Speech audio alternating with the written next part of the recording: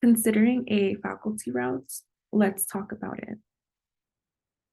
Before I begin, I would like to give a brief overview of who I am. My name is Catherine Melgar. I am currently obtaining my Master of Science in Higher Education at CSU Fullerton. I received my AS and my BA in Psychology at College Marin and at UC Irvine. My career plan is to be a professor of psychology and research. I will be applying to PhD programs next year. This semester, I had the privilege of completing my fieldwork in academic affairs with the guidance of Dr. Matthew Smith, the Associate Vice President of Student Life and also the Dean of Students at CSU Dominguez Hills. A major focus during my fieldwork was learning about the faculty route and curriculum development, since I do want to be a professor. For many years, I have known this, and now I'm in my next step to get to that point, which is getting a PhD. However, I had no idea what came after that, where I applied, what does being a professor even mean, which is why I did a lot of my research and a lot of interviews and informal interviews with current professors that I had, and then professors that I was connected with from the dean and other faculty. And I am hoping that this information can help you have a better understanding of what this process, what this career will look like. And of course, we can't prepare completely, but to have an idea of what is to come can definitely relieve some stress and better prepare you for this journey. All right, so to go over the agenda, I will go over the degrees that you will need, positions, contracts, and where you apply, the application process, selection process, faculty roles and responsibilities, teaching preparation, curriculum/course development, faculty interviews. All right, so for degrees needed, to teach at community college and some four-year universities, you can have a master's degree. For four-year colleges and universities, you will need a doctorate degree. And here are some recommendations from what I've learned in terms of the degrees that you will need. For example, in my case, I am receiving my MS in higher education. I recently learned I cannot teach at community colleges or 4 years with my master's because usually these classes are taught to graduate level students. But in order to teach graduate level students, you need a doctorate degree. Therefore, I need a doctorate degree to teach at a college level. And so definitely make sure to learn what degrees, if you want to teach at a community college, or if you want to teach with a master's, make sure you can do that.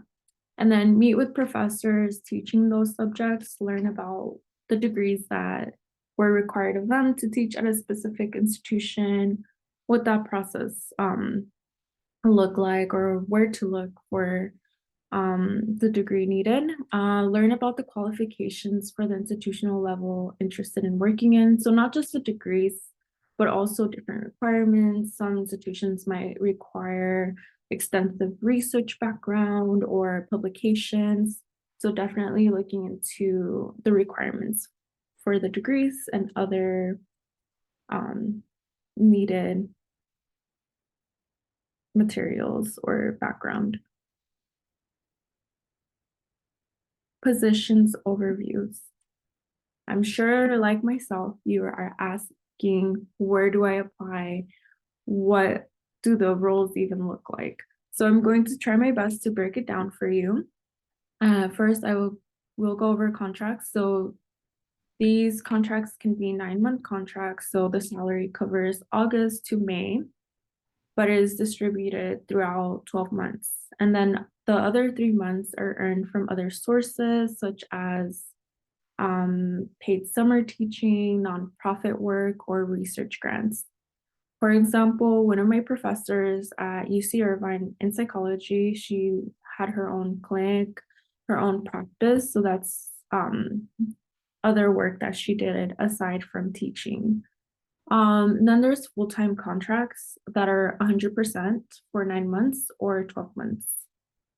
And then we have the tenure, which is the goal, which is where we want to get to eventually. So entry-level faculty positions, professorships are tenure track. This means that assistant professor is evaluated over the first years, usually 6 years. If tenure is denied, the contract is terminated. Performance is regularly reviewed every 7 years before the faculty contract is renewed.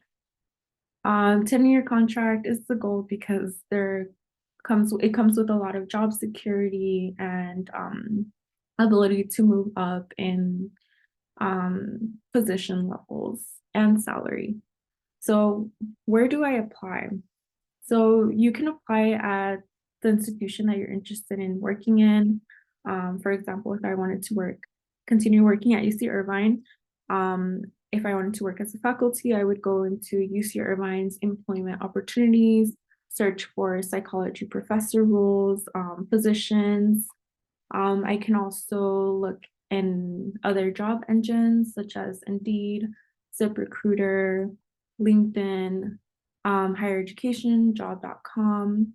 So similar to other positions, but usually I would recommend applying on their website.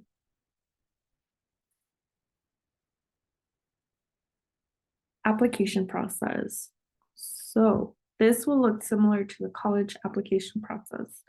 So many doctoral candidates apply during the end of their doctoral program while they're completing their dissertation. Candidates are highly encouraged to apply nationally due to competitiveness of positions. This information was shared with me by Dean Costino, who I will present to you a little bit later. She emphasized that these positions are highly competitive.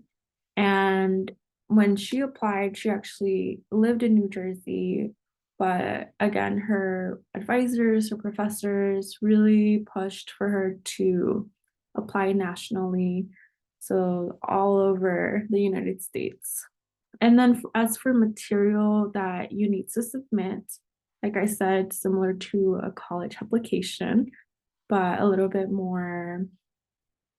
um, more that goes into it. So the material that you need to submit is your cover letter, your curriculum vitae, which is an extended version of a resume, letters of recommendation. So yes, letters of recommendation are still going to be very critical when you apply to be a professor.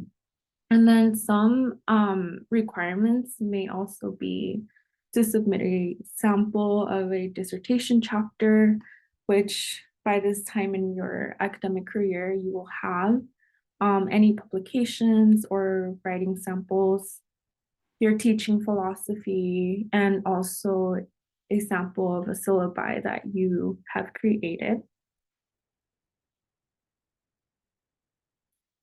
Selection process. So for the first step is an interview, and these are usually conducted online. Like I said, a lot of candidates apply nationally, so that's why they're online, and academic conferences. So once candidates move forward in the hiring process, the top candidates are invited to the campus for an extended interview. And this is usually an all-day thing because there is a sample lecture that candidates need to present as if they are teaching a class to see how they teach, their style, their teaching philosophies. And it usually includes the faculty, staff, and students that are in that department or college. And throughout the day or after the lecture, the candidate meets with the faculty, administrators, and students. This can be after the lecture, during lunch, breakfast, throughout the day, um, while they're on campus.